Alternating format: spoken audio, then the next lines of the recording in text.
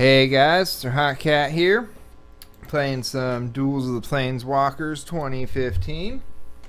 Today we're going to be playing a little bit different version of a token deck.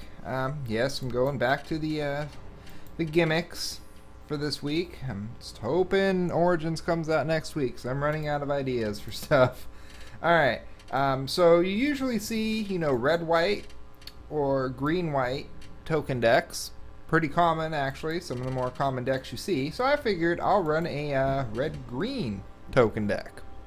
Haven't seen that one before. So let's go through and see what we're running.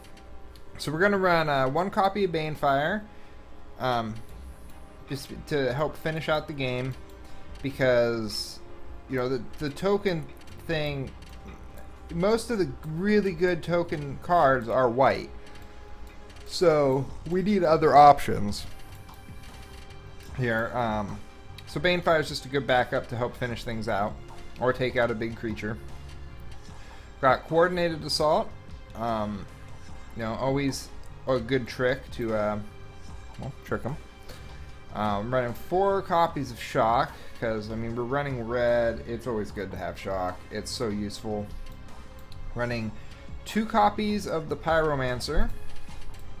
Not running 3 copies because there's a lot of other stuff that was running that I want to run, so just keeping this down to 2.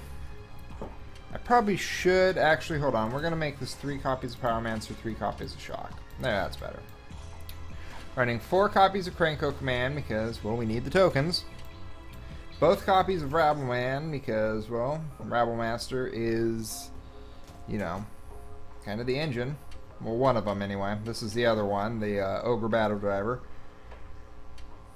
When I was testing this is most of the games I won were because of this guy.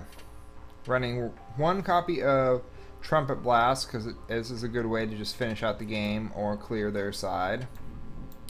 Running 3 copies of Jade Mage, just use up our extra mana, make some tokens.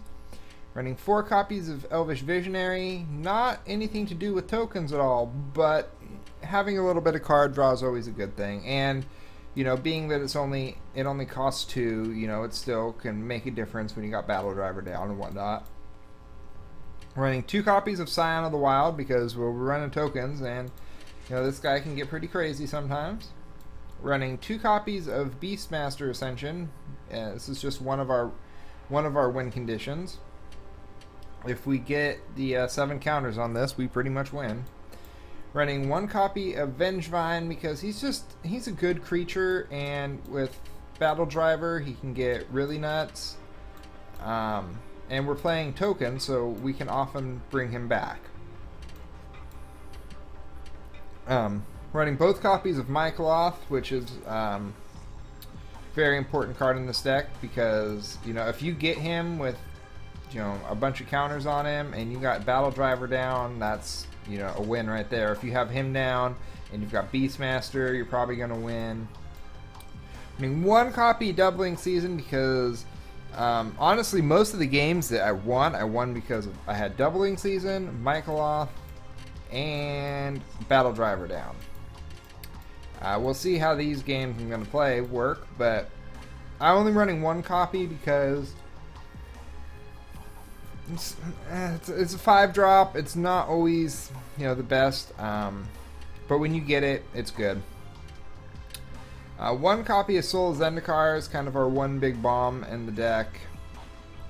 To be honest, I've never had this guy down and actually made any tokens with him, so I'm not sure if he's really even. He might we'll see as I'm testing, but I might switch this out for another Doubling Season.